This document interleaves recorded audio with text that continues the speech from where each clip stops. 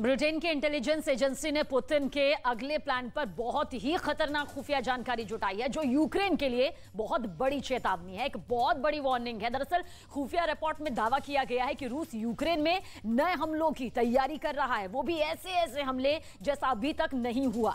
तो क्या असली युद्ध अब लड़ेंगे पुतिन? जवाब आपको इस स्पेशल रिपोर्ट के जरिए मिलेगा।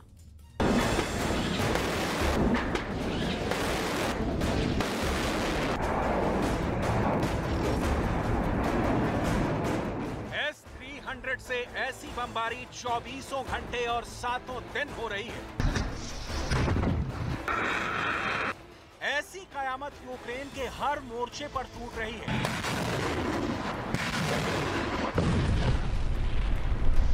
ऐसा कहर बरपा हुआ है कि ज़ेलेंस्की की फौज सर पर पैर रखकर भाग रही है।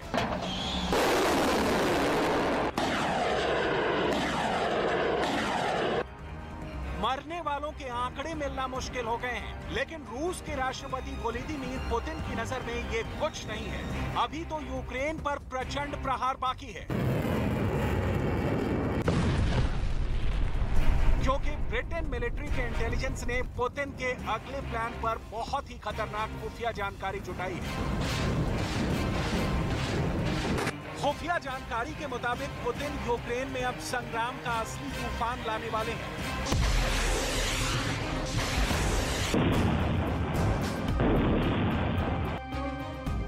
क्योंकि अब पुतिन का गुस्सा बहुत हाई है। पुतिन का इरादा यूक्रेन में अब बहुत बड़े युद्ध का है।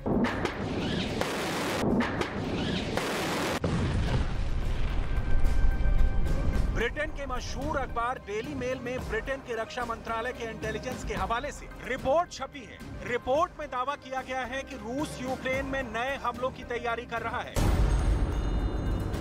इस नए प्लान को अंजाम देने के लिए दावा किया गया है कि रूस अपने रिजर्व बलों को यूक्रेन की सीमा में इकट्ठा कर रहा है। मिलिट्री बैलेंस 2020 के डेटा के मुताबिक रूस के पास करीब 20 लाख रिजर्व सैनिक हैं, जो रूस के अलग अलग इलाकों में तैनात रहते हैं, लेकिन उनमें से बड़ी तादाद में रिजर्व फोर्स अब यूक्रेन सीमा पर जमा हो गए हैं। साथ ही साथ यूक्रेन से लगे देश बेलारूस में भी मौजूद है। ब्रिटेन के खुफिया सूत्रों ने दावा किया है कि पुतिन इन रिजर्व सैनिकों का इस्तेमाल आने वाले दिनों में आक्रामक अभियानों में करने वाले हैं। यानी ब्रिटिश इंटेलिजेंस की रिपोर्ट यूक्रेन के लिए एक बड़ी और खूनी वार्निंग है। ब्रिटिश इंटेलिजेंस की ये रिपोर्ट तब और खतरनाक हो जाती है जब यूक्रेन और उसके मददगार पश्चिमी देशों के खिलाफ पुतिन का ये बयान सामने आता है। Мы слышим, что нас хотят победить на поле боя. Ну, что здесь скажешь? Пусть попробуют. पुतिन ने यह चेतावनी मॉस्को में अपने सांसदों के साथ हुई एक अहम बैठक में दी, जिसमें उन्होंने युद्ध लंबा खींचने से रूस के परेशान होने का दावा करने वालों को भी निशाने पर लिया और साफ कर दिया कि अभी जो हो रहा है वो तो सिर्फ जंग का ट्रेलर। Что мы-то по большому счету всерьез пока еще ничего и не начинали. ऐसे में बड़ा सवाल यह है कि अभी ये हाल है, तो अगर पुतिन ने अपनी पूरी ताकत का इस्तेमाल यूक्रेन में कर दिया तो क्या होगा? क्योंकि पुतिन की सेना के जखीरे में ऐसे घातक हथियार और मिसाइलें हैं जो यूक्रेन को खाक में बदल सकती हैं। पुतिन के इस वार्निंग ने बहुत बड़े युद्ध का अलार्म बजा दिया है, जैसा यूक्रेन की जमीन पर अभी तक नहीं हुआ है। इस युद्ध में बेलारूस भी सीधे सीधे कूद सकता है, क्योंकि बेलारूस में भी रूस की एक्टिव फोर्स के साथ साथ बड़े और एडवांस हथियार मौजूद हैं। अगर ऐसा हुआ तो यूक्रेन की सेना को 2 फ्रंट वॉर झेलना होगा। यूक्रेन के उत्तर में मौजूद बेलारूस यूक्रेन के साथ 1084 किलोमीटर लंबी सीमा रेखा साझा करता है, जो अब जंग का नया मोर्चा बन सकती है। दूसरी ओर यूक्रेन और रूस के बीच 2063 किलोमीटर लंबी सीमा जंग का बड़ा मोर्चा पहले से ही बनी हुई है, जहां युद्ध और भीषण होने की आशंका है। और ये आशंका अब सच साबित भी होने लगी है। रूस के हमले के इस नए वीडियो को देखिए। पहली मिसाइल, दूसरी मिसाइल, तीसरी मिसाइल, चौथी मिसाइल, सिर्फ 20 सेकंड में रूस ने यूक्रेन पर कितनी मिसाइल दागे, इसे गिनिए।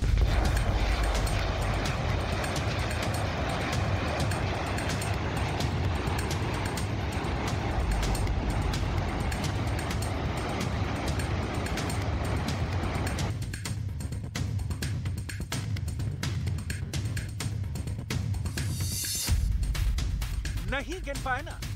20 सेकंड में कितनी मिसाइलें चली?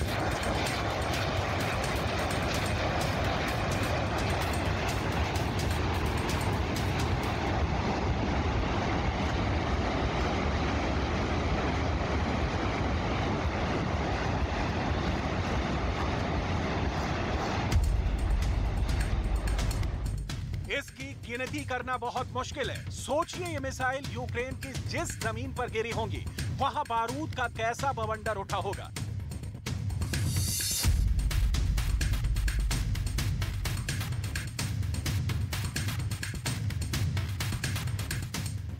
दूसरे विश्व युद्ध के बाद किसी देश पर इतने बम इतने कम वक्त में नहीं गिरे जितने अभी तक यूक्रेन में फट चुके हैं।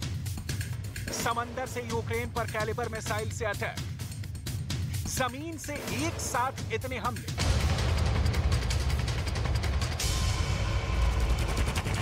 आसमान से यूक्रेन की धरती को बारूद से काला करके रूस के फाइटर जेट हमले की इस तस्वीर ने शीशे की तरह साफ कर दिया है कि पुतिन ने एक बार फिर अपनी सेना को यूक्रेन में भयंकर तबाही मचाने का फरमान सुना दिया है। पुतिन के ऑर्डर का असर यूक्रेन की धरती पर साफ साफ दिखने भी लगा है।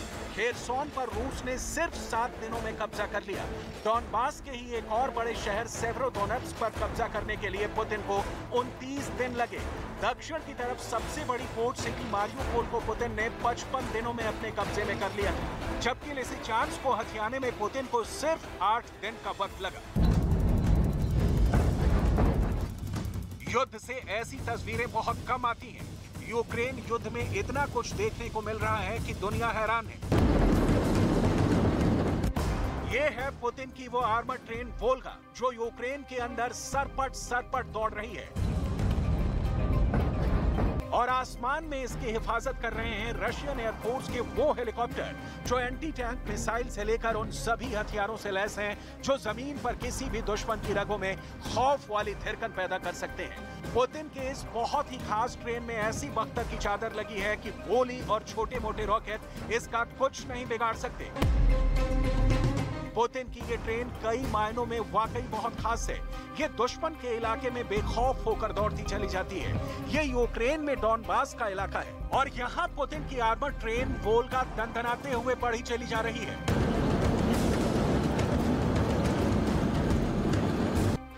इसी ट्रेन में रसद मौजूद है, सैनिक मौजूद हैं और हथियार भी मौजूद हैं, और ये ट्रेन पूरे रास्ते चौतरफा निगरानी और पूरी हिफाजत के साथ आगे बढ़ रही है। एक बार फिर ऊपर देखिए, पुतिन की इस बख्तर वाली ट्रेन के ऊपर कामोव 52 हेलीकॉप्टर उड़ रहा है जो अपने आप में एक फ्लाइंग टैंक के बराबर है। एंटी टैंक मिसाइल 80 मिलीमीटर के रॉकेट से लैस ये हेलीकॉप्टर यूक्रेन युद्ध में रूस की सबसे खतरनाक मशीन में से एक कहा जाता है। और ये अकेला नहीं है, कामोव 52 के साथ एक Mi-17 V5 हेलीकॉप्टर भी है जिसमें गनशिप भी लगी हुई है, और ये भी उनके लिए है जो इस ट्रेन को निशाना बनाने की कोशिश कर सकते हैं। इस तरफ पुतिन की सेना यूक्रेन में आगे बढ़ रही है। रूस के टैंक और बख्तरबंद गाड़ियों को रोकना यूक्रेन की फौज के लिए भी पहले जैसा आसान नहीं रहा, क्योंकि डॉनबास में यूक्रेन के साथ इस वक्त सप्लाई लाइन को बरकरार रखना भी बहुत मुश्किल हो गया है। इसलिए कहा जा सकता है कि पुतिन ने जो गलतियां कीव से लेकर खार्किव तक की हैं, उन्होंने उसमें डॉनबास के मोर्चे पर गजब का सुधार किया है, और इसके नतीजे भी देखने को मिल रहे हैं। लुहांस्क और डोनेत्स्क के मिलकर बनता है डॉनबास। अब 95% लुहांस्क पर रूसी कब्जा हो चुका है, लेकिन डोनेत्स्क पर अभी सिर्फ 50% ही कब्जा हुआ है। अब बाकी बचे हुए 50% डोनेत्स्क पर कब्जा करने के लिए रूसी सेना ने एक और भयानक संग्राम छेड़ दिया है। रूस की फौज पर दबाव बहुत ज्यादा है, क्योंकि जो कामयाबी रूस को उत्तरी यूक्रेन में नहीं मिली वो पुतिन पूर्वी और दक्षिणी यूक्रेन में हासिल करना चाहते हैं, जहां पुतिन अपनी सेना के लिए रेड कॉरिडोर बनाने में लगे हैं। यूक्रेन में रूस का रेड कॉरिडोर क्या है? क्या ये पुतिन के प्लान बी का हिस्सा है? क्या वो रेड कॉरिडोर तैयार करके पूरी जंग का दायरा ही बदलने जा रहे हैं? 1.5 से 2 लाख के फौज लेकर जो ऑपरेशन पुतिन ने शुरू किया था, उसमें 60,000 रिजर्व फोर्स और झोंकी जा रही है। अब रूस के सबसे बड़े मददगार देश बेलारूस में मौजूद रूस की सेना के इस युद्ध अभ्यास को देखिए। 3, 2, 1, пуск!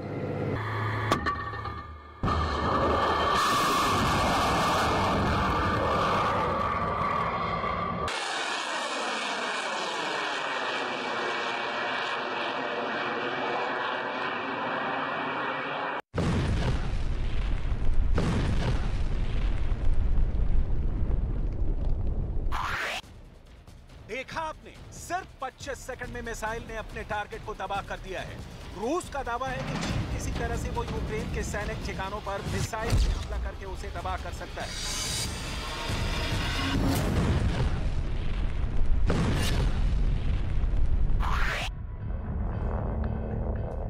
बेलारूस की सीमा से यूक्रेन की राजधानी कीव भी काफी करीब है।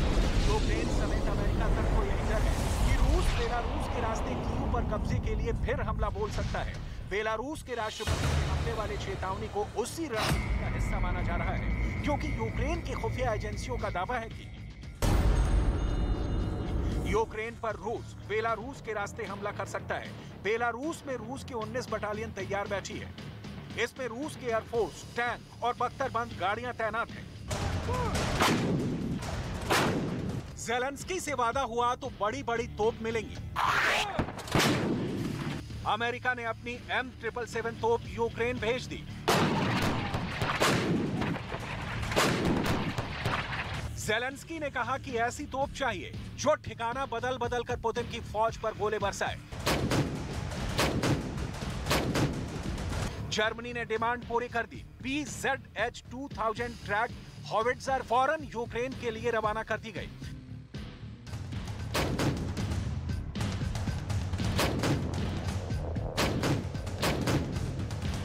ज़ेलेंस्की से वादा हुआ कि लंबी रेंज के रॉकेट मिलेंगे। अमेरिका ने अपना हाइमर्स सिस्टम भेज दिया।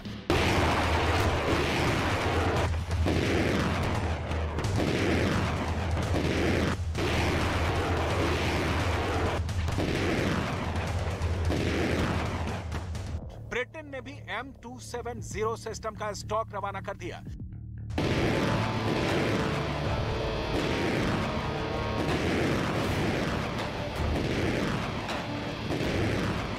ज़ेलेंस्की को अरब डॉलर के बड़े बड़े हथियार खैरात में दिए गए, ऐसे ऐसे वेपन सिस्टम जिससे बड़े बड़े दुश्मनों के दांत खट्टे किए जा सके।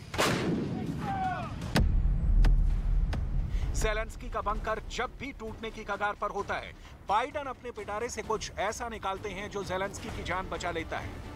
इससे पहले उनके पिटारे में से जैवलिन मिसाइल निकली, जिसने रूस के टैंकों को बहुत नुकसान पहुंचाया। बाइडन के पिटारे से स्टिंगर मिसाइल भी निकली, जिसने रूस के हेलीकॉप्टर और विमानों को जहां चाहा वहां गिराया। बाइडन के पिटारे से M777 तोप भी निकली, जिससे ज़ेलेंस्की ने फौरन बमबारी शुरू कर दी।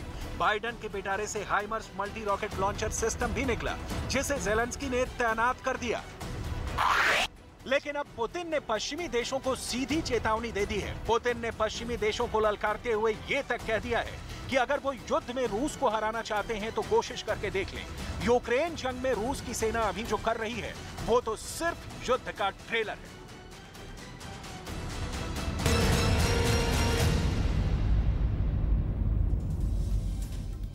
यूक्रेन के स्पेशल फोर्स के जवान पुतिन के लिए परेशानी का सबब साबित हो रहे हैं और ब्रिटेन इन जवानों को अपने यहां ट्रेनिंग देकर और तेज तर्रार बनाने की मुहिम में बहुत तेजी से जुट गया है। हालात यह है कि व्लादिमीर पुतिन को अपने वॉलंटियर की सैलरी पर पहले की तुलना में 9 गुना ज्यादा पैसे खर्च करने पड़ रहे हैं। देखिए ये स्पेशल रिपोर्ट।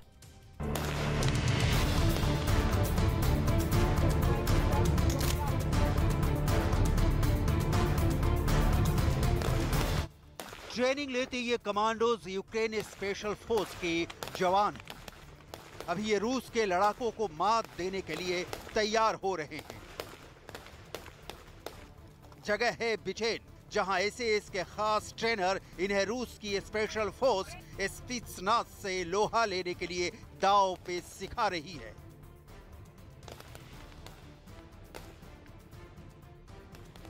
ये वही कमांडोज हैं जिन्होंने फरवरी 2022 में ज़ेलेंस्की की कई बार जान बचाई है। रूस के हमलों